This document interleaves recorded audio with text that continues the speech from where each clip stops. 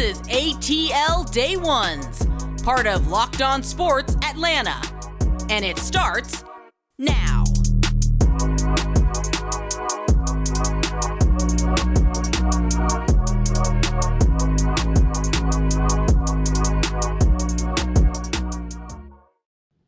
It is ATL Day Ones with Jarvis and Tenitra. We want to say welcome into the show. And first of all, we also want to say thank you for making ATL Day Ones your first listen of the day. And remember, we're free and available wherever you download your podcast. And wherever you download your podcast, make sure you leave us a 5-star review because, you know, why you want to hide greatness? That's all I got to say. I'm not going to threaten you today because I'm not on that today. I'm in a very good mood because last night, Spencer Strider got the goods. We'll talk about that and what does that mean. And also, Arthur Smith said that he wants to take care of home first. Sounds like a married man. We'll see how he can do that on Sunday against the New Orleans Saints. And last but not least, T, I don't know about you, but this Doug Gottlieb is a situation, a sitch for short. And, you know, I think that it is something that just get more weird. The more we learn, the more weird it gets. We'll talk about all that. But first, we have to get into the Braves. They actually get the dub last night. They win. In that afternoon, end up going into night. 7-3 against the Oakland A's. Raciel Iglesias does his thing, comes in and shuts the door, doesn't get the save, but, you know, he closed things down, doesn't make it interesting. That's all we asked for in the bottom of the ninth inning.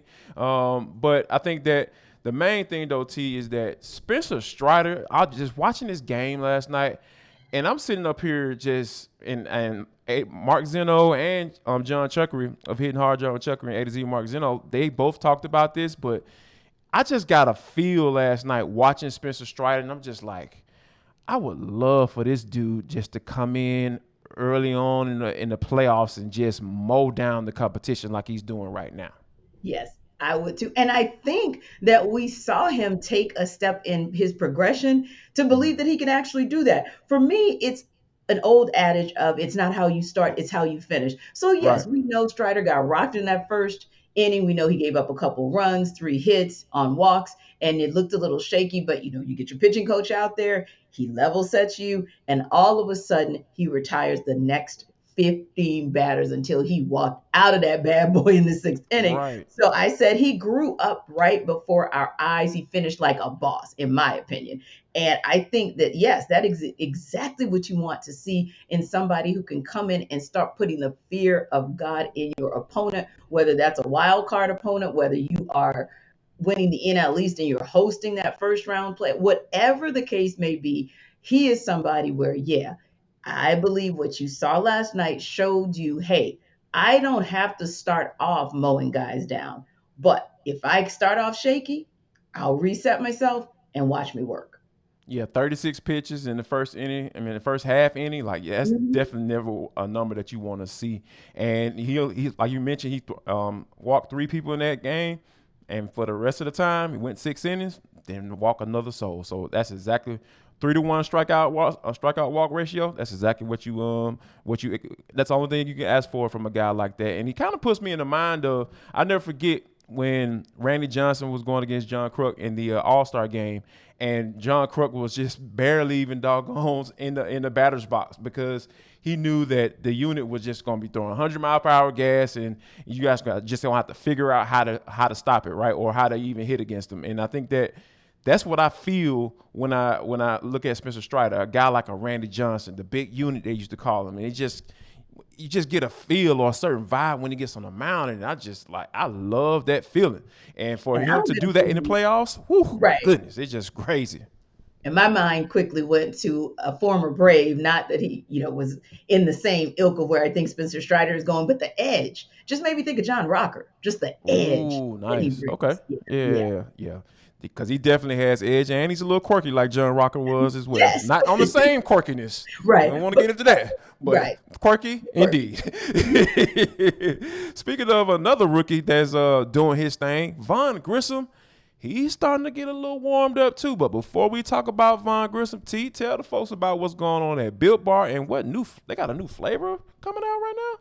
Yeah, you speak of Von Grissom, you speak of Spencer Strider, Michael Harris II coming in hot. Well, Built bars are coming in hot once again. You can check them out at built.com to see exactly what they have going on. And what they have for you these days is really cool. It'll take you back to your elementary days, your childhood, and that's the amazing Built Bar Puff. This time around, it's the cookie dough chunk puff. That's why I said Ooh, yes, Lord. taking you back to your childhood, because how many of us would try to eat that cookie dough because of the light texture? It was kind of chewy. Straight out the package, T. Exactly. You would take right. You would take that package out and be like, I could put it in the oven, but wait a minute, I'll do you better. So this is like having that right there in a candy bar, but not just any old candy bar, one that is actually good for you. So when you think about the fact that it's only 160 calories, that's a good look. When you think about the fact that you're getting 15 grams of protein, but it's a collagen protein, so that's something that absorbs very easily. That's good for your system as well. And that also helps you to be able to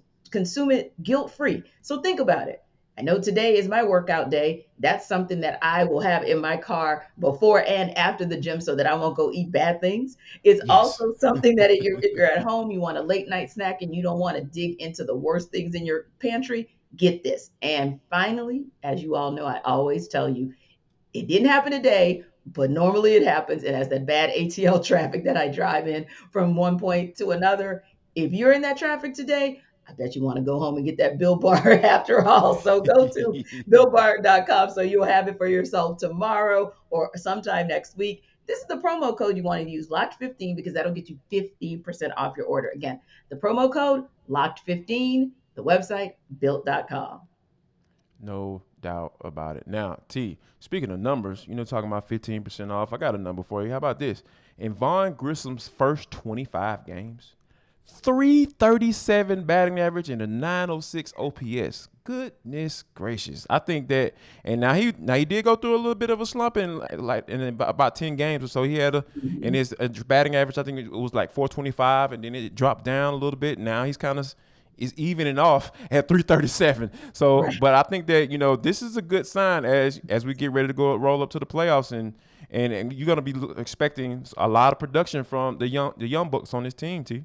Yeah, and he's one that's giving the Braves another two-way player, because Michael Harris came in and really made a statement at the plate and in the field, and you're looking for Von Grissom to do the same, especially once Ozzie Albies comes back and potentially he's moved to the outfield. But like you said, a nice little comeback run that he's been on so far. Even in this series, he was able to get 4 hits in game 1, 2 hits in game 2, and really contribute to, I'll use your term, shutting the door from an offensive perspective last night, just to make sure that if the A's thought that they were about to mount a comeback, that you have someone in yet another rookie who can get it done. And I saw this really neat statistic that I'm sure we'll be using next week for our guy MH2.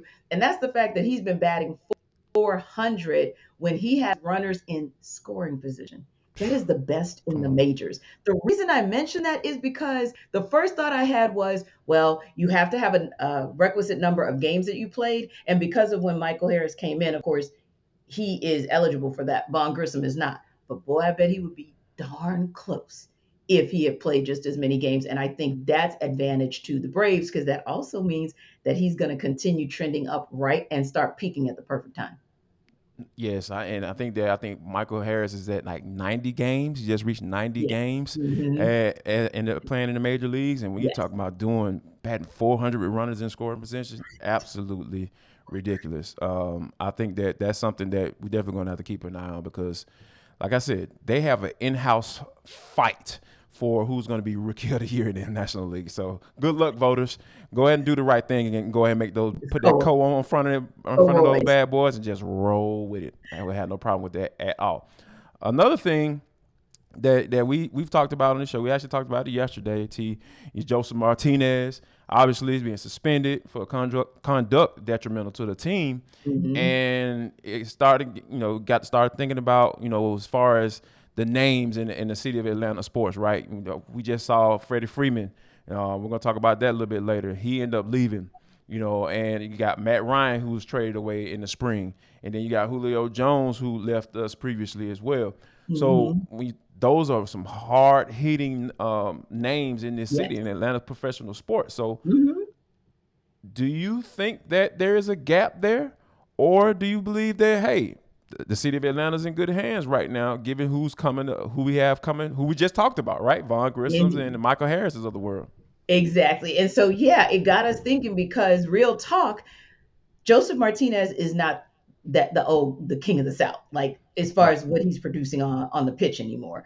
right. Coupled with the fact that he's having this internal strife is going on, at this point, you expect that United might want to part ways with the player versus the manager, which Not they might. They will. I yeah, believe they will. right. T. I Yeah, believe I'm, they I'm will. being Yeah. nice about it, right? I'm Right. being really nice They about will it. part ways. Yeah, but assuming that this is the end of the road for Joseph for number 7, then you look and you say, okay, well then where are the new, where are the legends or the cool kids for this Atlanta sports city scene? And I think I think this city is in such good hands. Starting off with the Falcons, Right. you look and I'm gonna go beyond Kyle Pitts because it's just 2 years in and we don't really still know what Drake London is, but we know what AJ Terrell is. Yeah. He No is doubt. Yes, he is not only a proven commodity on the field for the Falcons, but he's out there in the community doing great things. And of course, he's a native of the area, so I believe they're in good hands. And I know Grady's a little bit older, but I'm going to put him in that category just because of longevity, right? Right. Because the minute he came here, he made this unbelievable impact on the community, on the field, and we suspect that he's going to get right back to being Grady this particular season. And then you switch over to the Hawks, and you say to yourself, like, "Hey, Trey Young, he's settled in. We have, oh my God, you and I just talked about it. We put our arms around DeJounte Murray already. So as Yeah. long as Yeah. nothing goes He awry, as love far us, so we as love him injury, too. exactly. Like we love you. And then you got, so those, in terms of legendary status, if you will, because you talked about Matty Ice and you talked about Julio and Freddie. Those are legends, right? Yeah. That parted ways with the city. So when you talk about legends that are coming up, yes, I'm going to go out on a limb with you and say, I am expecting MH2. I am expecting Spencer Strider. We got to get a nickname for him. But anyway, and Yeah. I'm expecting Von Grissom to definitely have things on the upswing for this city. I think it's more than in good hands. And also, and listen, everybody, taking the controversy away from yesterday, which is not all Miles Robinson's fault, by the way, if you really dig deeper into that situation. But if you're Mhm. talking about it just on the surface of the next face of United, by the way, they're going to fight this tooth and nail for him because he is the next face of United, because he's the future of United. He is a world class player who is on our national team. So it brings more visibility to to what United is doing. And one more, and then, I can't wait to hear what you have to say. Ryan Howard, everybody. Ryan Howard. This city is in really good hands.